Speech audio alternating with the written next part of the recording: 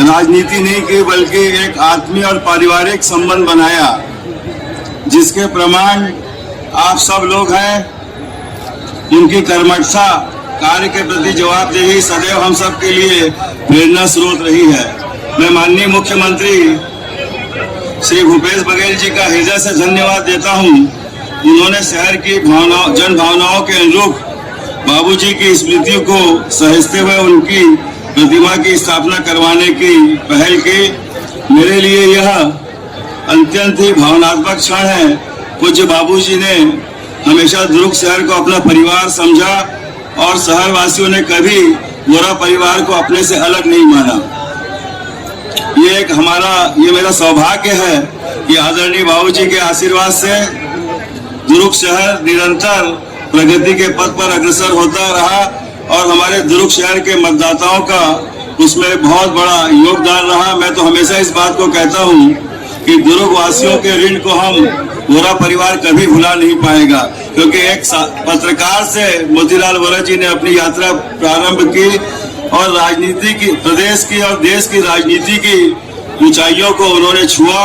गांधी परिवार के सबसे निकटतम सदस्य वे रहे। श्रीमती इंदिरा गांधी जी, श्री राजीव गांधी जी, श्रीमती सोनिया गांधी जी, श्री राहुल गांधी जी और प्रियंका गांधी जी के साथ उनका जो संबंध रहा है वो किसी से छिपा हुआ नहीं है।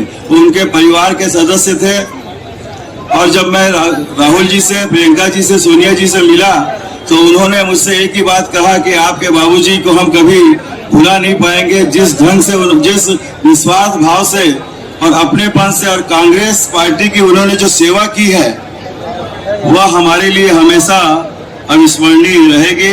बाबूजी की शिक्षा और जन सेवा की विरासत को लेकर चलने का प्रयास हमने किया है और लगातार शहर के लोगों की सेवा की है।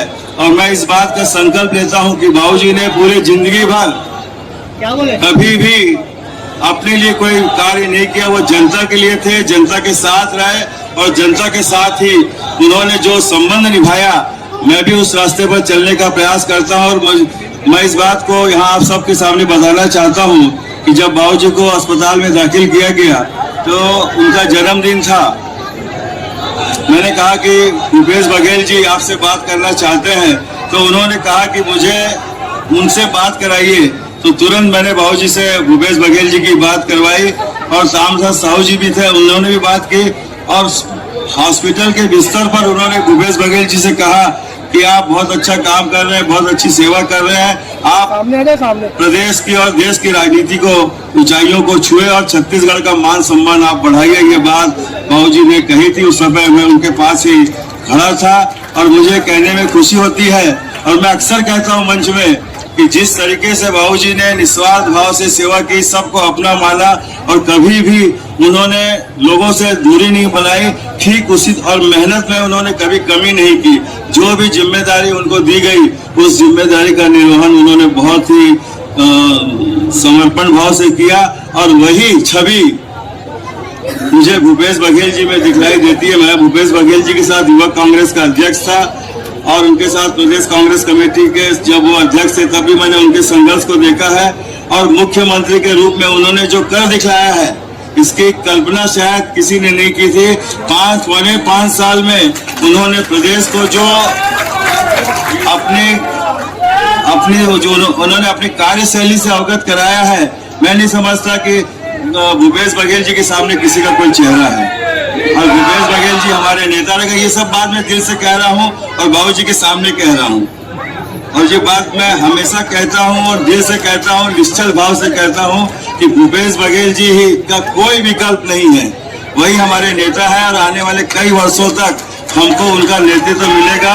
ऐसा प्रार्थना मैं भगवान से भी करता हूँ और बाबूजी से भी करता हूँ कि उनको आशीर्वाद देते रहे कि भूपेश बघेल जी पूरी ताकत के साथ, पूरी जिम्मेदारी के साथ इस प्रदेश की सेवा करते रहे। उन्होंने जो कार्य किया है वो हमेशा अतुलनीय और अविस्मरणीय रहेगा। जिस तरीके से बाबूजी ने सेवा की, भूपेश बघेल जी लगातार उस काम को कर रहे हैं। आज एक बार पुनः उनकी प्रतिभा के समक्ष कहना चाहता हूं कि दुर्ग की जनता और कांग्रेस जन मेरे लिए हमेशा को जिने रहेंगे व उनकी सेवा संपूर्ण समर्पण के साथ करना ही मेरा लक्ष्य है। और मैं जब तक जीवित रहूंगा मैंने इस बात का संकल्प लिया, चाहे पद में रहे न रहे, लेकिन दुर्ग वासियों का साथ हमने कभी नहीं छोड़ा।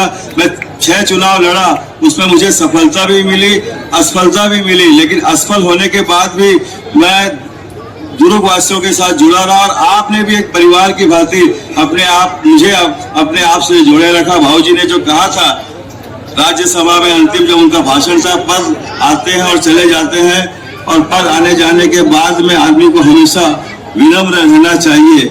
तो इस बात को मैंने अपने जीवन का मूल मंत्र बनाया है। और बघेल जी पद पर रहते हुए भी, चाहे वो पहले भी थे आज भी हैं, मैं भाऊजी की तुलना भूपेश बघेल जी से इसलिए करता हूं कि मैंने बहुत करीबी से भाऊजी को भी देखा है, क्योंकि मेरे पिता थे, और भूपेश बघेल जी को भी देखा है। मैं ऐसा नहीं कि भूपेश बघेल जी की तारीफ के पुल बांध रहा हूं, मैं अपने दिल से कह रहा हूं और सार्वजनिक रूप से कहता हूं कि भूपेश बघेल जी ने जो कार्य करके दिखलाया है वह कार्य आप सबके सामने है। आज ऐतिहासिक दिन है। अभी थोड़ी देर पहले ही मुख्यमंत्री जी ने शहीद वीर नारायण सिंह जी की प्रतिमा का अनावरण किया, और आज भाऊजी की प्रतिमा का अनावरण उनके कर कमलों के द्वारा आज संपन्न हुआ। मैं उनके प्रति हृदय से आभार मानता हूं और बहुत बहुत धन्यवाद देता हूं दिल से।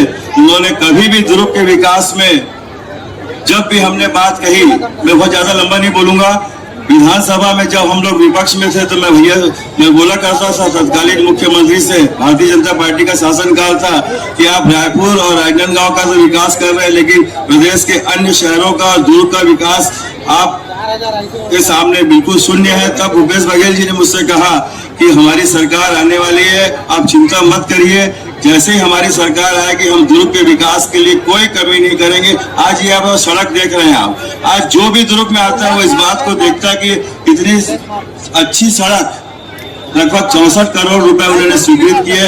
हम लोगों ने निवेदन किया उनसे, रामदास साहू जी से, भूपेश बघेल जी ने जो काम हमने मांगे उन कामों को उन्होंने दिया है। लगभग 400 करोड़ के काम भूपेश बघेल जी के मुख्यमंत्री काल में हमको मिले। पहले समय मोतीलाल वोरा जी के समय था, उन्होंने किया। समय, आवश्यकता और प्राथमिकताएं बढ़ती है, उसके आधार पर उन्होंने हमको कभी निराश नहीं किया, दुर्ग वासियों को कभी निराश नहीं किया। हम तो भगवान से प्रार्थना करते हैं इस चुनाव में आप भारी बहुमत से, क्योंकि हम जीतेंगे भी। नवीन चौबे जी हमेशा इस बात को कहते हैं कि इस बार हम लोग 75 पार होंगे, और होंगे। पूरे प्रदेश में जो उत्साह के लिए हमको दिखलाई देती है। अभी जो भरोसे का सम्मेलन हो रहा है, मेरे को तो 2 जगह जाने का अवसर मिला। कल मैं जांजगीर गया था और पाटन में भी गया था। जो उत्साह लोगों को देखने को मिलता है वो अपने आप में एक हमारे सरकार की बहुत बड़ी उपलब्धि है।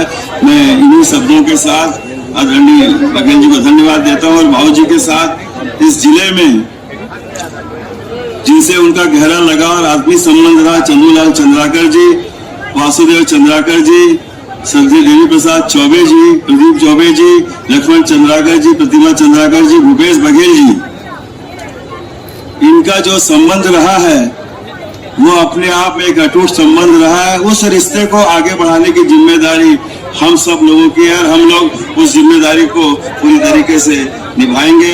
मैं इन्हीं शब्दों के साथ आदरणीय बाबूजी को सशक्त नमन करता हूँ, प्रणाम करता हूँ, और दुर्ग वासियों को भरोसा दिलाता हूँ कि मैं कभी भी ऐसा कोई कार्य नहीं करूँगा जिससे आपको ये सोचना पड़े कि हमने जिसे अपना प्रतिनिधि बनाया वो हमारी भावनाओं के अनुरूप नहीं है। और खुले रूप से मैं इस बात को कहता हूँ कि जो जन भावनाओं की कसौटी पर खरा नहीं उतरता उसको जनप्रतिनिधि कहलाने का अधिकार नहीं होता। मुख्यमंत्री जी के सामने ज्यादा तो नहीं बोलना था, लेकिन भावना ऐसी है, वो भावना शब्दों में दिल से बाहर आ गई है। अन्यथा मैं बहुत कम भाषण देता हूँ। इन्हीं शब्दों के साथ मैं आप सबको बहुत बहुत प्रणाम करता हूँ। धन्यवाद। जय हिंद, जय छत्तीसगढ़। बोलो छत्तीसगढ़ माता रानी की।